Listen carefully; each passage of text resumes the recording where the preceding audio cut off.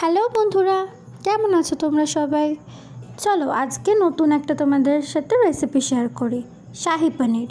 প্রথমে কড়াইটা গরম করে নিয়েছি, তাতে তেল দিয়ে দিয়েছি। তেলটা গরম হচ্ছে নাকি আমি সেটা হাত দিয়ে এভাবে দেখে নিই। তেলটা গরম হয়ে গেলে তাতে দিয়ে দেব পনির কাটাগুলো। আচ্ছা, এই পনিরটা আমি মিষ্টির দোকান থেকে আনা পনিরটা ইউজ করি, কারণ এটাতে নরম হয়।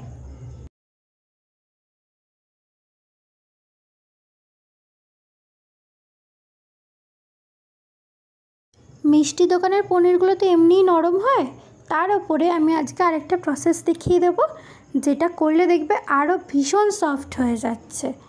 যখন তোমরা বাজার থেকে কিনে আনবে, মানে যেরকম প্যাকেটে কিনতে পাওয়া যায়, সেই পনিরগুলো যখন কিনে আনবে এই ট্রিক্সটা ফলো করে দেখবে সেটাও নরম হচ্ছে। চলো এবার হালকা হালকা করে ভেজে নেওয়া হয়ে গেছে পনিরগুলো, এবার তোমাদের দেখাই।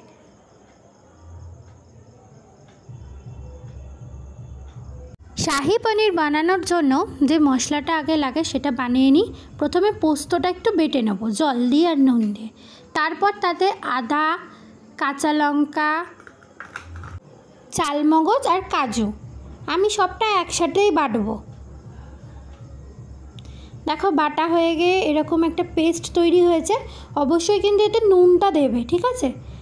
দেখেছো, বেশি জল জলও করবে না, বেশি শক্তও করবে না, এরকম নরম টাইপের করবে। আর যেটা বলছিলাম, দেখো এইটাতে নুন দিয়ে কিছুটা গরম জল করে রেখেছি, তাতে ভাজা পনিরগুলো এর মধ্যে চুবিয়ে রাখবো। এটা কিছুক্ষণ এইরকমই থাকবে, তারপরে বাকি পনিরগুলো ভেজে নিচ্ছি আমি। এইটা এইভাবে ভেজানোর ফলে কি হয় বলো তো? এই যে বললাম না আগেই যে পনিরগুলো ভেতর দিক থেকে নরম হয়, এটাই হচ্ছে তার ট্রিক্সটা। একটু গরম জল করবে, করে তার মধ্যে অল্প নুন দেবে, দিয়ে এই যে ভেজে রাখছি পনিরগুলো, সেইগুলোকে তুলে ওর মধ্যে দিয়ে দেবে। দেখবে অনেকটা নরম হয়।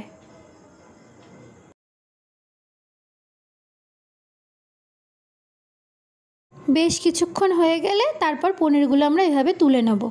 আমার এখানে ছাঁচাটা নেই, আমি হাতা ইউজ করেছি।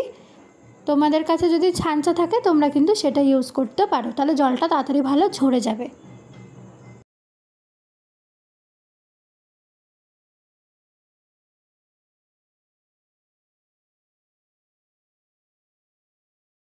আচ্ছা, প্রথমেই বলে রাখছি সরি, আমার এটা রেকর্ড করা হয়নি। আমি তেলের মধ্যে গোটা গরম মশলা ফোড়নে দিয়েছি আর দিয়েছি তেজপাতা, আর তারপরে দিয়ে দিয়েছি পেস্টটা, দিয়ে ভালো করে একটু নাড়িয়ে চাড়িয়ে নিচ্ছি।